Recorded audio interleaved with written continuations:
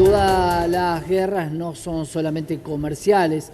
Acá estamos hablando del conflicto entre Israel y el grupo terrorista Hamas y la intervención, por supuesto, del presidente de los Estados Unidos, de Donald Trump. Para hablar de esto, nuestro analista internacional, Alberto Ruscolequier, que está con nosotros. Buen día, Albert. Buen día, Santiago. Gracias por el contacto nuevamente. Un placer. Efectivamente, como bien vos lo señalás, el presidente Trump está poniéndose, yo diría, a la cabeza prácticamente de todo el conflicto que hay en Medio Oriente. Él lo declamó y lo está realizando. Y en el día de ayer, el presidente Trump, tuvimos noticias, que negoció directamente con representantes de Hamas. Mandó un enviado especial, y se reunió con el representante de Hamas en Doha, en Qatar. Lo concreto es que esta reunión fue prácticamente un ultimátum al grupo terrorista Hamas, diciéndole que tienen que liberar a todos los rehenes, que en este momento son 59 que están en poder de Hamas. Se está hablando que 30 o 40, cerca de 40 pueden estar ya fallecidos. Y que dice que no va a estar de acuerdo en que se liberen de a poco, sino que quiere la liberación de todos los secuestrados ya, o realmente él va a desatar un infierno, y le advirtió que le va a dar a Israel absolutamente, no solamente la carta blanca para que lo haga, sino que le va a dar toda la tecnología, todos los elementos militares que necesita para darle a entender a Hamas que es ahora o que se atiendan a las consecuencias. La verdad que mientras esto está sucediendo, tenemos que ver lo siguiente, que en principio la novedad de la reunión de Estados Unidos directamente con Hamas, sin la presencia de ningún funcionario israelí, es porque Trump tomó el tema de la negociación de los rehenes en sus propias manos. La verdad que el ejército de Israel no pudo, por diferentes motivos, liberar a todos los secuestrados. En algunos casos sí sabía dónde podían estar posiblemente, pero sacarlos iba a implicar prácticamente la muerte del rehén, con lo cual era muy difícil tomar la decisión política. Lo concreto es que se está llegando a un punto de corte, porque la pregunta es, ¿qué posibilidades de seguir subsistiendo, viviendo tienen los rehenes cuando están prácticamente más de 500 días encerrados, sin acceso a comida, sin acceso a medicamentos, sin acceso a ningún tipo de cuidados mínimos? Y esto es lo que nosotros estamos viendo. Un Trump totalmente poniéndose a cargo de todas las negociaciones, de todo el conflicto en Medio Oriente, y dándole carta blanca absolutamente a Israel. La verdad que paralelamente a esto, ¿te acordás que él había dicho hace un par de semanas que quería construir prácticamente una nueva Gaza, que sea un lugar de turismo, que los gazatíes se retiren a países árabes? Había mencionado la Jordania, Egipto y demás, para que se reconstruya Gaza. Gaza tiene el 80% de los edificios prácticamente totalmente destruidos, y es lo que hay que hacer, una remoción total de escombros para empezar a construir. Lo que pasa es que los países árabes no estuvieron de acuerdo con el plan del presidente norteamericano, simplemente porque ellos no quieren recibir a ningún palestino. Y me refiero a Jordania concretamente, me refiero concretamente a Egipto, y ningún país árabe, porque la verdad que muchos países árabes lo tienen como bandera de negociación frente a Occidente, pero el tema es un tema bastante complejo. Entonces, vamos a ver una situación en la cual este plan de paz que propone ahora Egipto, que lo adoptó, lo adoptaron los países árabes, está ligado a este nuevo plan, que la verdad que Israel no está de acuerdo con este plan. Veamos en qué consiste el plan. El plan consiste en que, primero, que los gazatíes se sigan quedando en el territorio, que se reconstruya con una ayuda de 53.000 millones de dólares, que lo habíamos hablado contigo, que dinero acá no iba a faltar. Qatar, por supuesto, puso su visto bueno de que va a ayudar financieramente de una manera muy grande, y que eventualmente haya algunos países, que no se aclaró exactamente cuáles, que garanticen la seguridad y que finalmente el territorio quede en manos de la autoridad palestina. Porque esto no es un plan que no es potable para Israel. No es potable porque Mahmoud Abbas, que es ese presidente vitalicio, que se autoproclamó vitalicio, es una persona que representa a la OL Fatah, que también tiene una historia sanguinaria. El mismo Abu Mazen había sido el secretario de Finanzas cuando fue el asesinato en Múnich de los atletas israelíes. En segunda instancia, la verdad que Mahmoud Abbas, además de ser un corrupto y ser un mega millonario, él y toda su familia, la verdad que lo que hace es pagar a los terroristas que se inmolan, o a los asesinos, o a los terroristas que están presos en las cárceles de Israel, les paga sueldo. Y en función de la pena que vos tenés en la cárcel, el sueldo cada vez es mayor. En pocas palabras, La autoridad palestina no puede garantizar absolutamente ninguna seguridad de la franja de Gaza. Ahí, En Albert, segunda instancia, yo Egipto, te sí, pregunto, porque claro, la parte épica de Donald Trump siempre existe, esto de la batalla final, pero no hay un objetivo claro en dónde atacar, porque también si no hay entrega de rehenes puede causar la muerte este ataque conjuntamente entre Israel y los Estados Unidos. ¿Cómo va a ser esta gesta? Porque es difícil de entender cómo se limpia un territorio entero y cómo sus habitantes van hacia los países que no quieren recibirlos. mirá, la verdad es correctísima tu apreciación, con la cual yo coincido, Santiago, porque la verdad que sacar a 2.200.000, 2.300.000 palestinos de la franja de Gaza es una situación que se puede declamar, pero no va a existir. Lo que hay que hacer en la franja de Gaza, es mi opinión personal, es desmilitarizarlo. Lo que hay que hacer es destruir todo lo que le quedó a Hamás, llámese de infraestructura, que todavía tiene infraestructura, alguna cantidad de elementos bélicos. Pero la pregunta es, ¿por dónde entraron las armas a la franja de Gaza? Porque la franja de Gaza tiene dos posibilidades, o entra por Israel o entra por Egipto. Por Israel el armamento no entró. Evidentemente, y sin duda entró por Egipto a través del paso Filadelfia o el corredor Filadelfia. Ese corredor que en realidad, si bien es cierto que Egipto tiene un tratado de paz con Israel, no menos cierto que parte de la cúpula, no digo toda, pero parte de la cúpula militar que controla la seguridad de Egipto, la entrada a Gaza desde Egipto, la verdad que es corrupta. Y la verdad que algunos de ellos tienen simpatía con el Hamás. Por eso entró una enorme cantidad de armamento que posibilitó, fíjate, estamos hablando de 30.000 combatientes de Hamás, miles y miles de misiles, se hablaba en su momento de más de 30.000 misiles que tuvo Hamás, enorme cantidad de armamento. Y mientras vos y yo estamos hablando, siguen reclutando terroristas. Entonces, en ese plano, desplazar a los gazatíes no va a existir. Para Israel, la solución que le puede servir es que exista una desmilitarización de la franja de Gaza. Segundo, un control de seguridad absoluto y total. Tercero, que desaparezca el Hamás en cualquier instancia de gobierno de la franja de Gaza. Y estas son situaciones que hay que acometer, porque esto va a tener que tener, Santiago, una solución política finalmente, porque claro, el gran estratega de la guerra, Clausewitz, decía que la guerra en sí no se puede prolongar por la guerra en sí misma. La guerra lo que tiene que tener es una solución política, porque finalmente la guerra es la diplomacia que se toma en un momento determinado por un camino diferente, pero finalmente va a tener que haber una solución política. Y si mi opinión te puede de alguna manera aportar, yo creo que acá hay un tema que muchas veces los diarios occidentales no le dan, por lo menos, la importancia de vida, es que en el año 2020 hubo un hecho fundamental que fueron los acuerdos de Abraham. Fíjate vos, Marruecos se integró a la paz con Israel, Bahrein se integró a la paz con Israel, se integró países islámicos que históricamente no hubieran firmado la paz. En definitiva, lo que hay que hacer es aislar políticamente al movimiento terrorista Hamás, que no tenga ningún apoyo, ni político, ni financiero, ni de ningún tipo por parte de los mismos países islámicos. E insisto en un tema, están habiendo negociaciones muy importantes, Santiago, muy importantes. Vos sabés que yo sigo mucho este tema, sí, claro, respecto de Arabia Saudita. Y Arabia Saudita es un hecho fundamental por la parte que representa, primero espiritualmente, el lugar donde están los lugares sagrados de todo el Islam, que es esta religión monoteísta del siglo VII, por lo que implica Arabia Saudita en sí mismo. No hablo ya solamente de su economía, hablo de la importancia política. En consecuencia, si vos hacés un mundo islámico que reconozca el Estado de Israel, obviamente estás poniendo masa crítica diplomática, ¿me entendés lo que te digo? Claro. Que es mucho más importante que los armamentos. Entonces creo que acá la política es un tema. Pensaba eso, Albert, si puede haber algún país que tenga la neutralidad necesaria para hacerse cargo, porque la franja de Gaza ninguno la quiso, para hacerse cargo puede ser Arabia, puede ser Qatar. Si es Estados Unidos va a tener una controversia con el mundo árabe. ¿Y qué le pasa a Israel si es el mundo árabe quien se queda finalmente con la franja de Gaza? Mirá, la franja de Gaza Israel no la quiere porque la verdad no la quiere ni siquiera los países árabes. La franja de Gaza, ahí viven los palestinos, No sé si en algún momento va a haber una solución de los dos estados. Ojalá lo hubiera habido, porque si hubiera habido una solución, hubiera habido una solución política.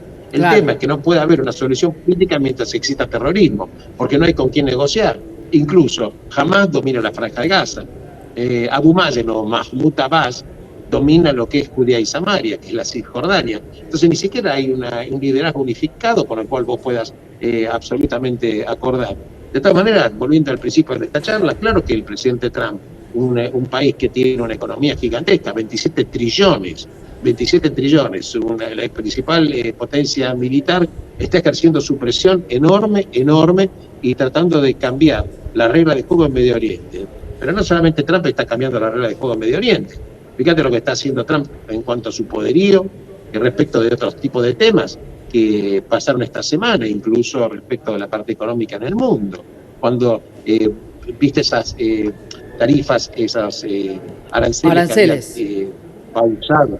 Claro, los aranceles había pausado, viste, hasta esta primera semana de marzo, finalmente los puso en ejecución. Y estoy hablando de Canadá, estoy hablando de México, con los cuales, obviamente, y también, por supuesto, reforzó los aranceles a China.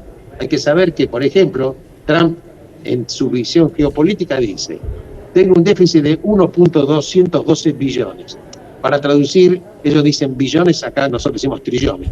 Para hacerlo fácil, el déficit comercial de Estados Unidos es 2 veces el PBI de la República Argentina. Claro. 2 veces el PBI de la República. Son 2 PBI argentinos. Pero el 50% de ese déficit en Santiago, el 50% del déficit, lo tiene con 3 países. China, 295 mil millones de dólares. Con Canadá, 130 mil millones de dólares. Y México, 170 mil millones de dólares. Quiere decir que hay 3 países con los cuales tiene el 50% de déficit. Y no es casual, Santiago, lo charlamos contigo, creo que una charla muy linda. ¿Te acordás que, fíjate vos, que no es casual que los aranceles, ¿dónde apuntaron? A los 3 países que representan la mitad del todo del déficit. Por supuesto que esto está utilizando como herramienta política. Hoy las autoridades de Canadá, hace un rato, hicieron un discurso enormemente duro contra Trump, el primer ministro de Canadá. Y China, dijo, ustedes quieren... y para China quedó claro que es guerra comercial y la que quieran plantear.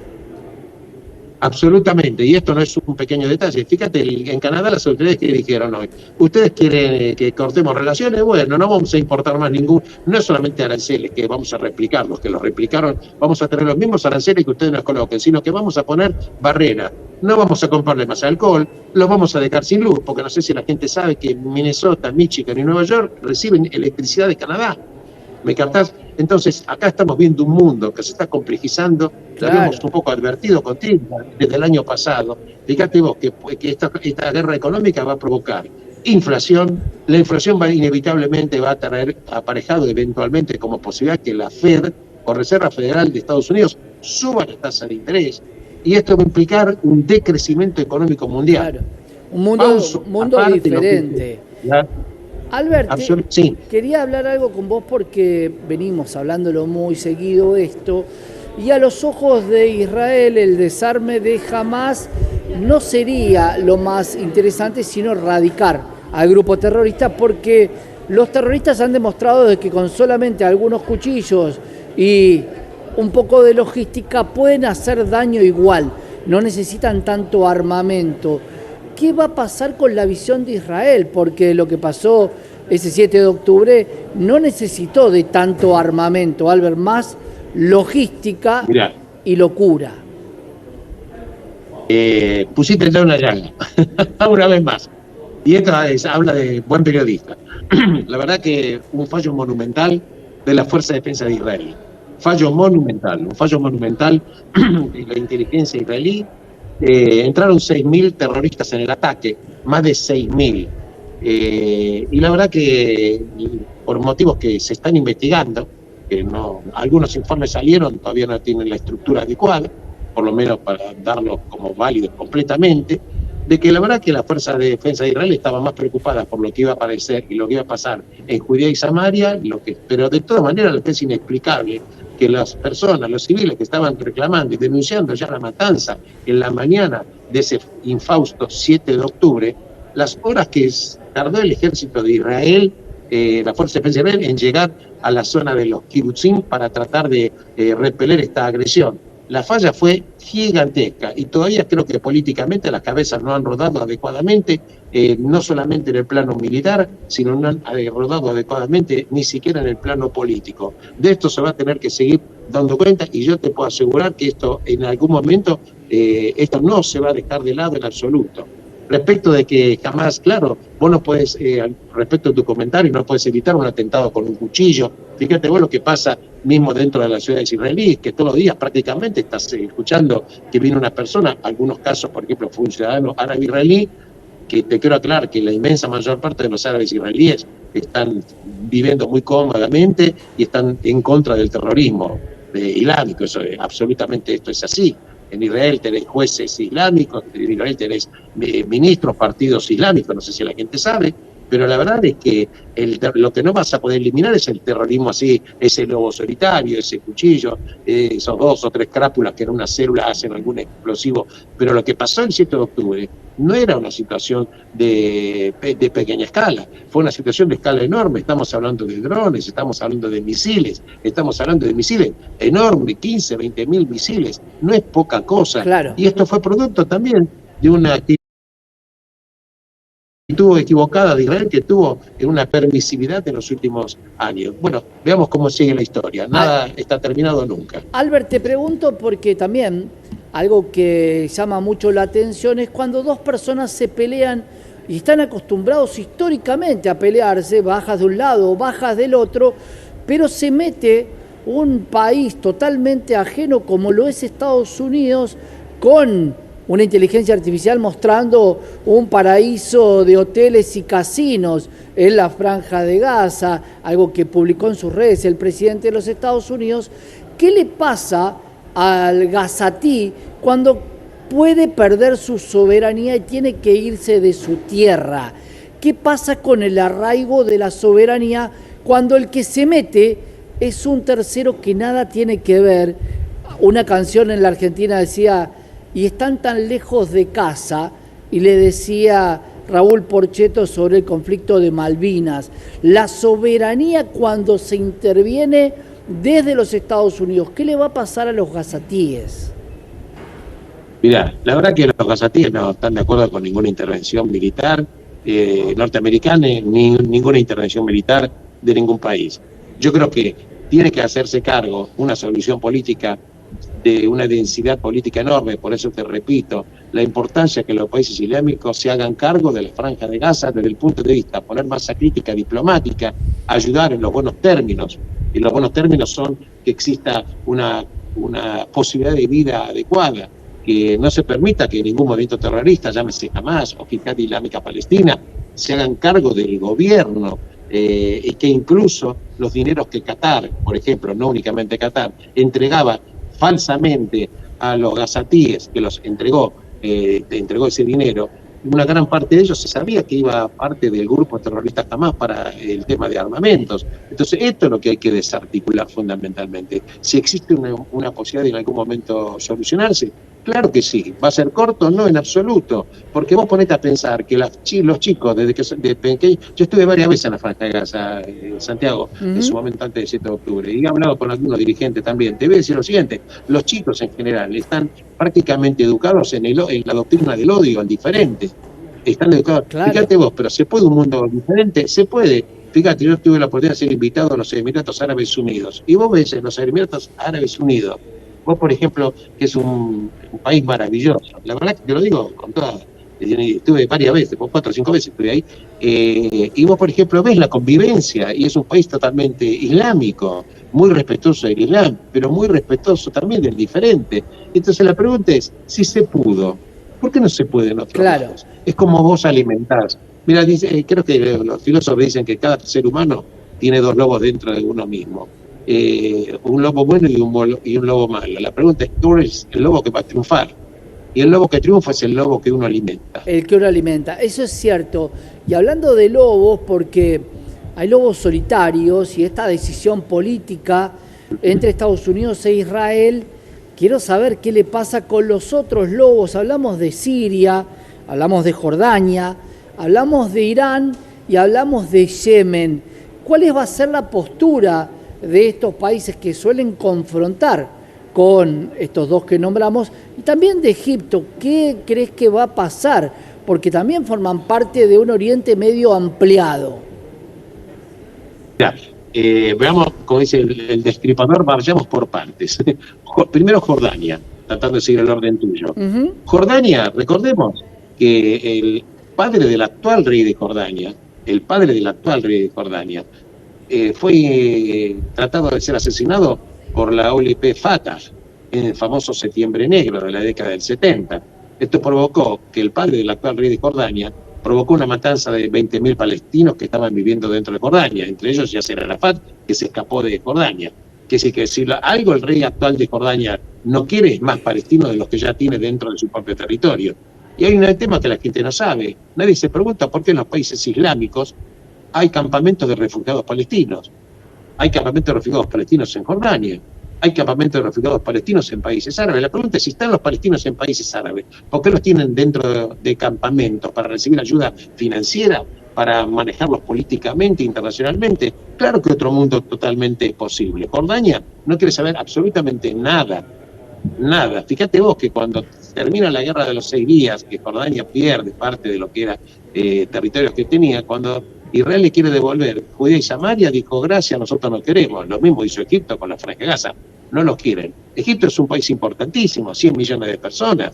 Es una potencia incluso militar.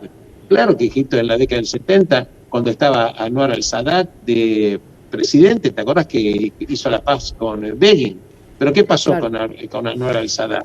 Lo fusilaron los mismos terroristas. Un terrorista del ejército en un desfile militar asesina al presidente de Egipto porque había hecho la paz con Israel. Fíjate vos, claro que un camino diferente es posible. No va a ser corto, es una cuestión de educación. Pero si Egipto hizo la paz, Jordania hizo la paz, Marruecos hizo la paz, Bahrein tiene la paz, Emiratos Árabes Unidos tiene la paz, y si Arabia Saudita la paz la tiene, pero si encima reconoce, ¿por qué el Islam mismo va a suponer de que el terrorismo tiene que imponer su agenda política? Porque la verdad es que estamos hablando de 1.900 millones de islámicos en el mundo y no tienen que permitir que una minoría pequeña frente a esos 1.900 millones de habitantes le coloque la agenda política del Islam. Esta es mi opinión y esta es mi observación. ¿Qué pasa, Albert, con la población en Israel respecto a tomar posesión? Había muchas personas de Israel que compartían el día a día en esta franja de Gaza. ¿Qué pasa con si Estados Unidos le impone a Israel que se quede definitivamente, que amplíe su territorio y que se quede con la franja de Gaza? ¿Cómo está viendo la población esa situación? La población de Israel y ningún político de Israel está pensando en quedarse en la franja de Gaza. Ya el gobierno de Bibi Netanyahu lo dijo. Franja de Gaza, lo que queremos es la desmilitarización y que alguien controle la seguridad de Israel. Pero nosotros de la franja de Gaza no queremos saber absolutamente nada. Israel se retiró en el año 2005, cuando estaba en aquel momento primer ministro Ariel Sharon, que era un general del ejército, un hombre muy de la línea dura, y él mismo dijo, nosotros en Gaza no tenemos que hacer absolutamente nada, nos tenemos que ir. Y desalojó a los colonos israelíes, por la fuerza los desalojó. Esto en su momento provocó una crítica enorme para Ariel Sharon. La franja de Gaza tiene que hacerse cargo de los países islámicos y con una supervisión que no permita que exista ni terrorismo que esté campeando en esos términos. Ahora, la pregunta tuya es fundamental, porque antes del 7 de octubre había 21.000 gazatíes que tenían permiso de trabajo diario que entraban a Israel, y se había incrementado de los días anteriores de 17.000 a 21.000. Ahora, ¿qué es lo que sucede? Claro, ¿cómo volvés a esa situación aun cuando las hostilidades terminen? ¿Quién va a querer tener un gazatí trabajando dentro de tu propia casa? Cuando algunos gazatíes eran empleados en Israel, se dedicaron a unir a Hamas para asesinar personas. Este es un tema que va a requerir mucho, pero mucho tiempo volver a tener un tema de aceptación en ese plano. Claro, la confianza va a ser muy difícil y entendemos que no es un tema de conquista territorial, prácticamente es la guerra que si se gana nadie quiere el territorio conquistado. Nadie, ni siquiera. Nadie. Es increíble. Por eso lo que dice Estados Unidos, un poco en una realidad paralela de hacerlo un lugar turístico, parecería la solución. El punto son los 2 millones de personas que van a tener que desparramarse alrededor del mundo. Países con poca población, ¿pueden quererlos o no? Ya, hasta ahora ninguno manifestó disposición de hacerlo. En definitiva, yo digo lo siguiente. Cuando fue la Segunda Guerra Mundial, cuando vieron los bombardeos aliados sobre las ciudades de Alemania, Dresden, por ejemplo, quedó totalmente hecho cenizas. La destrucción fue monumental. Y los alemanes no se fueron a otros países mientras se construyó la ciudad. ¿Qué te quiero decir con esto? Que bueno, que se va a tener casatíes con todo derecho, no quieren irse. No hay que obligarlos a que se vayan. Hay que, bueno, se reconstruirá con todas las limitaciones del caso, que reconstruyan la estructura diseñando una nueva casa que permita vivir con seguridad razonable en toda la zona. Este es el desafío en cuestión que tiene Occidente. ¿Existe dinero, sobra dinero. La pregunta es si va a haber una voluntad política adecuada, y acá es la política la que finalmente, la que va a tener que tener la arquitectura adecuada en Medio Oriente para evitar otro 7 de octubre del año 2023. Claro, y claramente Gaza no tiene nada para ofrecer como territorio, ni minerales, ni nada, por lo visto, porque nadie ni siquiera lo quiere ni regalado. Mirá, es verdad, pero honestamente te digo, las playas de Gaza, yo las conozco, son bellísimas. Te digo, solamente en turismo se podría generar una cantidad de dinero enorme y otras cosas, podría explotarse ya, tema de gas y demás. Pero lo que pasa es que, claro, todo está tan cegado con el tema militar que en algún momento va a tener que abrirse una observación política del tema.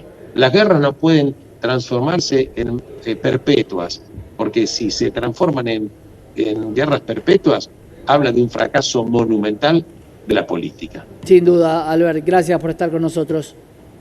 Mando un abrazo enorme, gracias por el contacto. Alberto Rusco, le quiero, un especialista en la materia.